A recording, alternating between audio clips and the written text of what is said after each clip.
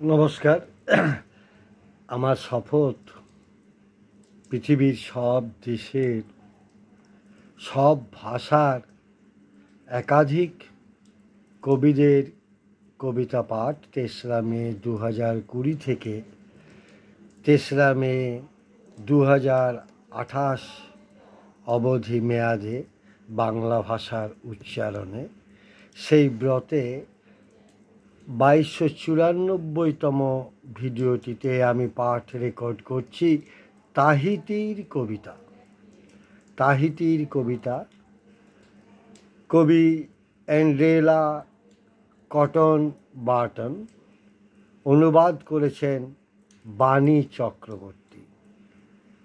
কবি দিদি বাণীদির অনুবাদে পড়ছি তাহিতির কবির কবিতা।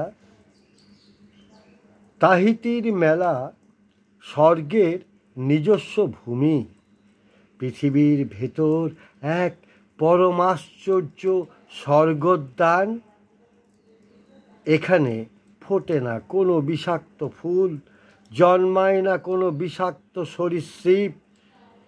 এই রূপকথার বাগান ঘিরে রেখেছে শ্বেত প্রবালের ডালপালা। তাহিতি গড়েছে ঈশ্বরের নিজস্ব কারিগর, দিনে রাত্রির অক্লান্ত শ্রমে।